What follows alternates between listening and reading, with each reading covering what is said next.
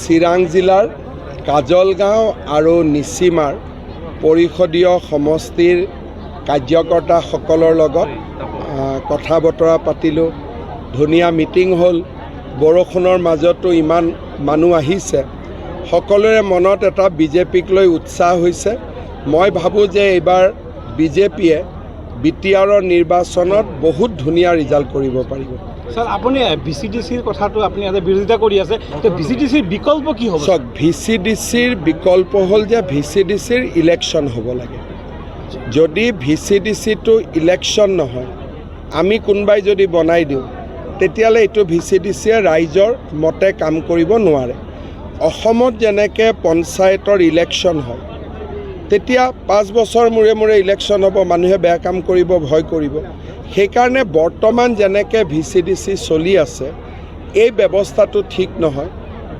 Elected হ'লে তেতিয়া ৰাইজৰ কথা শুনিব লাগিব আৰু ৰাইজে সুবিধা পাব। এতিয়া কোন ভিচিডিচি আমাৰ লগতে লিষ্ট নাথাকে, গমেই নাপাওঁ। পিছত শুনো ইয়াত আহিলে যে আমাক ভিচিডিচিয়ে অৰুণোদয় নিদিলে। অৰুণোদয়টো আমাৰ আঁচনি, এতিয়া দিয়া নিদিয়াৰ মালিক ভিচিডিচি কেনেকৈ হ'ব পাৰে? গতিকে এই ব্যৱস্থাটো বিটিআৰত পৰিৱৰ্তন হ'ব লাগে আৰু ইয়ে বিটিআৰত দুৰ্নীতিৰ মূল। এই ব্যৱস্থাটো কাৰণ EM সকলেও নাজানে, MCLএও নাজানে, চিফেও নাজানে। তলত যিমান গণ্ডগোল কৰি থাকে ভিচিডিচিৰ প্ৰায় হৈ থাকে। মিউনিচিপালিটিবিলাকতো ইলেকশ্যন হ'ব মোৰ মতেদি হ'ব লাগে আৰু এই কথাখিনি আমি বিটিআৰত আলোচনা কৰি আছোঁ।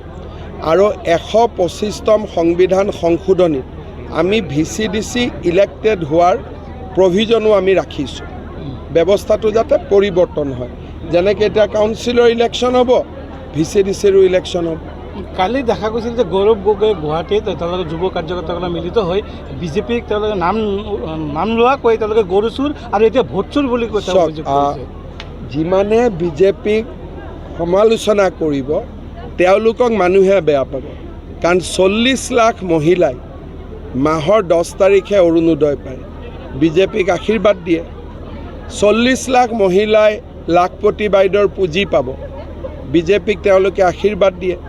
2 লাখ ল'ৰাই টকা পইচা নিদিয়াকৈ চাকৰি পাইছে। 2 লাখ ল'ৰাই মুখ্যমন্ত্ৰীৰ আত্মনিৰ্ভৰ অসম অভিযান পাইছে। 4 লাখ ছোৱালীয়ে নিযুত মইনা আঁচনি পাব। এইবিলাক মানুহৰ আগত গৈ যেতিয়া গৈ বিজেপিৰ এগেইনষ্টত ক'ব, কাৰ ভাল হ'ব কাৰ বেয়া হ'ব? সেইকাৰণে এতিয়াতো যিকোনো শব্দ কৈ কাৰোবাক ছোৱালী চুৰ কওক, কাৰোবাক কৈ দিয়ক, বেয়া বেয়া শব্দ ক'ব পাৰে। কিন্তু অসমৰ ইলেকশ্যনত মানুহে বেয়া শব্দবিলাক ভাল নাপায়। মানুহে বিচাৰে যে এটা গাম্ভীৰ্যতাৰে ইলেকশ্যন খেলক। এতিয়া মই ইয়াতে 40 মিনিট ভাষণ দিলোঁ। এবাৰোতো প্ৰমোদ বড়ো হাগ্ৰামা মহিলাৰীক সমালোচনা কৰা নাই, কংগ্ৰেছৰো কথা কোৱা নাই। কাৰণ মানুহে আজিকালি পৰিৱৰ্তন হয়, মানুহে ভাল নাপায়। মানুহে ভাবে যে আপুনি কি কৰিব এইটো আমাক কওক।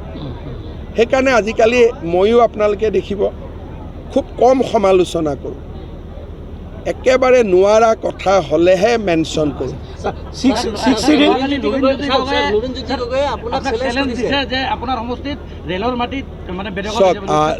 লুৰিণজ্যোতি গগৈয়ে মোৰ সমষ্টিত ক'ত মিয়া মুছলমান আছে দেখুৱাই দিয়ক।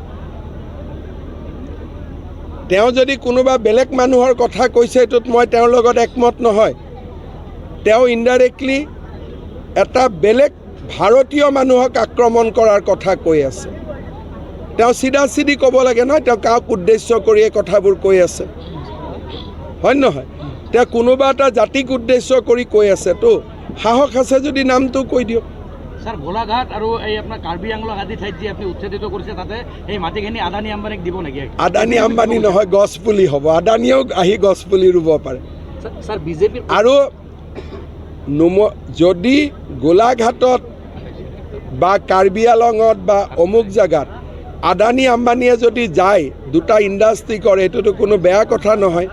মইতো মাতাত আছোঁ, কিন্তু মাতিলেও নাহিব, ইমান দূৰ জেগাত ক'ত আহিব? স্যাৰ, আজি বিলাসীপাৰাত আমচুৱে উচ্ছেদিতৰ বিৰোধিতা কৰি তীব্ৰ ডাঙৰ মিটিং আহ্বান কৰিছে। আমচুৰ মিটিঙত মানুহ হ'ব পাৰে, কিবা হ'ব পাৰে, কিন্তু আমি যিটো কৰিম বুলি কৈছোঁ কৰিমেই। আমছুৱে হুলস্থুল কৰিলে দুটা এভিকশ্যন বেছি হ'ব। তা আপোনালোকে বাছি বাছি সংখ্যালঘু অধ্যুষিত এলেকাতে সংখ্যালঘু উদ্দেশিত এলেকাত কৰা নাই, মিয়া মুছলমানক কৰি আছোঁ যিখিনিয়ে ফৰেষ্টত জবৰদস্তি সোমাইছে বা ভিজিআৰ পিজিআৰত জবৰদস্তি সোমাইছে। আমাৰ মানুহটো নোসোমায়। আমাৰ ক'ৰবাত যদি বড়ো মানুহ আছে, মিচিং মানুহ আছে, তেওঁলোকেতো ফৰেষ্ট পাত্তা পাব যোগ্য, নন ট্ৰাইবেলেতো পাত্তা নাপায়। গতিকে ফৰেষ্টত নন ট্ৰাইবেল মানুহ কেনেকৈ সোমাব পাৰে, আমাৰ মিয়া মুছলমানসকল কেনেকৈ সোমাব পাৰে? তেওঁলোকৰ কাৰণেতো চৰত ইমান মাটি আমি দিয়ে থৈ দিছোঁ। আমিতো চৰৰ মাটিত যোৱা নাই। চৰৰ মাটিততো আমাৰ বড়ো মানুহো যোৱা নাই, মিচিং মানুহো যোৱা নাই, অসমীয়াও যোৱা নাই, বঙালীও যোৱা নাই, বিহাৰীও যোৱা নাই। অসমৰ আধা মাটিটো তেওঁলোকৰ কাৰণে আছে চৰত। গতিকে তেওঁলোকে আকৌ চৰৰ পৰা শিৱসাগৰ যাব খোজে, যোৰহাট যাব খোজে, গোলাঘাট যাব খোজে, কেনেকৈ হ'ব? অসমীয়া মানুহ ক'ত থাকিব? আমছুৰ ৰেজাল্ট কৰ্মী আজি কৈছে যে আপোনালোকে যিটো উচ্ছেদ কৰি আছে, উচ্ছেদৰ কাৰণে আপোনাক আইনৰ কাঠগড়াত থিয় কৰাব। হৈ যাম থিয়, কি অসুবিধা আছে?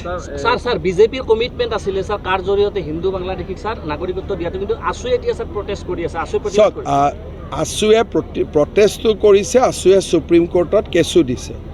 গতিকে সিদ্ধান্তটো সুপ্ৰিম কোৰ্টে ল'ব। গতিকে কোনোবাই আন্দোলন কৰাতটো মই বাধা নিদিওঁ, কিন্তু কাখন এখন আইন হয়। আইন বাতিল কৰাৰ অধিকাৰ অকল সুপ্ৰিম কোৰ্টৰ থাকে, অসমৰ মুখ্যমন্ত্ৰীটো নাথাকে। স্যাৰ ফখৰুদ্দিন আলী আহমেদৰ পিছত সাংবিধানিক মুৰব্বী পদত নাই উত্তৰ পূৰ্বাঞ্চলৰ ব্যক্তি, গতিকে এইবাৰ উপ নিৰ্বাচন আমি এইবিলাকত ইণ্টাৰেষ্ট মই লোৱা নাই। মোৰ এতিয়া ইণ্টাৰেষ্ট এভিকশ্যনত আছে, অসমীয়া মানুহক যেনে তেনে ৰক্ষা কৰাত আছে।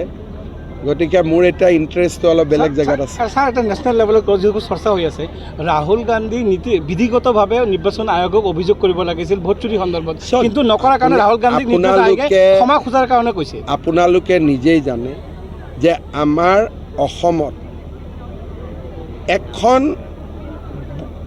চৰত হওক, বিভিন্ন জেগাত মৰা মানুহৰ নাম দিটো ভোটাৰ লিষ্ট ভৰ্তি হৈ আছে। নিজৰ নাম নাকাটে, বিয়া হোৱা ছোৱালীৰ নামো ভোটাৰ লিষ্টত ৰাখি থৈ দিয়ে। আকৌ 100% তাত ভোটিঙো হয়। গতিকে SIR আহিলে ভোটাৰ তালিকাৰ নাম আৰু আধাৰ এই দুইটা যেতিয়া সংযোজিত হ'ব, তেতিয়া সমস্যাবোৰ নোহোৱা হ'ব। কিন্তু ৰাহুল গান্ধী আকৌ SIRৰ বিৰোধিতা কৰে। গতিকে তেওঁক কি লাগে তেওঁ নিজেও স্পষ্ট নহয়। তেওঁতো ইলেকশ্যন কমিশ্যনক গৈ ক'ব লাগে যে ভোটাৰ তালিকা সংশোধন কৰক, নামৰ লগত আধাৰ নম্বৰটো লগাই দিয়ক, যাতে দুটা মানুহে দুই জেগাত ভোট দিব নোৱাৰে। তেওঁৰ সেইটোত ইণ্টাৰেষ্ট নাই। তেওঁ খালি নিৰ্দিষ্ট মানুহ কিছুমানৰ নাম লৈ তেওঁ দেখুৱাই আছে। আৰু যদি তেনেকুৱাই ভোটাৰ লিষ্ট বেয়া, হিমাচলত তুমি কেনেকৈ জিকিলা, কৰ্ণাটকত তুমি কেনেকৈ জিকিলা, তেলেংগানাত কেনেকৈ জিকিলা, তুমি জিকিলে ভাল। ইমান দিন EVM কৰি চলিলে, এতিয়া EVMৰ গুলিটো নুফুটাৰ কাৰণে এতিয়া নতুন গুলি এটা লৈছে। চাওক, BTCত উচ্ছেদটো ইমান সহজ নহয়, কাৰণ BTCত বহুত মানুহে মাটিৰ পট্টাই পোৱা নাই। প্ৰথমতে খিলঞ্জীয়া মানুহক মাটিটোতো দিব লাগিব 26টা জনগোষ্ঠী। এনেই যদি এভিকশ্যন কৰে তেতিয়াহ'লে আপুনিও এভিকশ্যন হৈ যাব। এতিয়া অসমত আমি কেতিয়া এভিকশ্যন কৰিছোঁ? প্ৰথম বসুন্ধৰা আঁচনি আনি আমাৰ মানুহখিনিক মাটিৰ পট্টাত দি তাৰ পিছতহে উচ্ছেদ। এতিয়া যদি BTAD ডাইৰেক্টলি উচ্ছেদ কৰে তেতিয়াহ'লে দেখোন কোচ, কলিতা, ৰাভা, বড়ো, আমাৰ গোৰ্খা, হিন্দীভাষী, আদিবাসী, বঙালী চবেই এভিকশ্যন হৈ যাব। দোষ কি? কাৰণ মাটি এতিয়ালৈকে তেওঁলোকৰ বিষ্মুটুৱাৰী শেষেই হোৱা নাই। যেতিয়া প্ৰক্ৰিয়াটো শেষ হ'ব, সকলো মানুহে মাটিৰ অধিকাৰ পালে, তেতিয়াহে আপুনি ক'ব পাৰিব যে এইখিনি মানুহক উচ্ছেদ কৰক। গতিকে BTADত প্ৰথম কাম হ'ল মানুহক পাট্টা দিয়া, দ্বিতীয় কাম এভিকশ্যন। অসমত পাট্টা দিয়া কামটো হৈ গ'ল কাৰণে আমি এভিকশ্যনত লাগিছোঁ। গতিকে চব বস্তুৰ ছিকুৱেঞ্চ আছে, প্ৰণালীগতভাৱে আগুৱাই যাব লাগিব। এইটো ইম'শ্যন আৰু আৱেগৰ কাম নহয়। যোৱাকালি স্যাৰ সূত্ৰসন্ত মানে ছাত্ৰ সূত্ৰসন্থাই তেওঁলোকে স্যাৰ 2026ৰ আগত যদি তেওঁলোকক কাউন্সিল বনাই নিদিয়ে তেতিয়াহ'লে তেওঁলোকে বিজেপিক ভোট বৰ্জন কৰিব। মই এটা কথা কৈছোঁ যে কাউন্সিল বনালেও ভোট নিদিয়ে, কাউন্সিল নবনালেও ভোট নিদিয়ে। মানুহে ভাল পালেও ভোট দিব, ভাল নাপালে ভোট নিদিয়ে। কোনো দল সংগঠনৰ কথাত কোনেও কাকো ভোট নিদিয়ে ভোটটো ব্যক্তিগত মাকৰ ভোট বেলেগ বাপেকৰ ভোট বেলেগ ল'ৰাৰ ভোট বেলেগ বোৱাৰীৰ ভোট বেলেগ কিন্তু সূত্ৰধাৰ সমাজখন পিছপৰা কাউন্সিল লাগে তাত মই সমৰ্থন কৰোঁ কিন্তু এইটোৰ লগত ভোটৰ কোনো সম্পৰ্ক নাই যিজন ল'ৰাই কৈ আছে ভোট নিদিয়ে তেওঁৰ মাকে গৈ ভোট দি দিব তেওঁ কেনেকৈ গম পাব সেইকাৰণে ভোটটো ব্যক্তিগত বিষয় মই নিজেও নাজানো মোৰ ল'ৰা ছোৱালী একেলগে গাড়ীত যাব কাক ভোট দিছে ধৰিব নোৱাৰে আৰু বাহিৰত ওলাই আহি চবকে ক'ব যে তোমাকে ভোট দিলোঁ বুলি সেইকাৰণে ভোটৰ কথা কোনেও কাকো দায়িত্ব ল'ব নোৱাৰে যিবিলাক দল সংগঠনে কয় আমি ভোট নিদিওঁ আমি কৰোঁ তেনেকৈ নহয় স্যাৰ এটা কল ৰেকৰ্ডিং ভাইৰেল হৈছে যে সূত্ৰধৰ চান্দ্ৰই চাকৰিৰ নামত ধন লৈছে বুলি সেইবিলাক মই নাচাওঁ মোৰ এইটো কাম নহয় চলো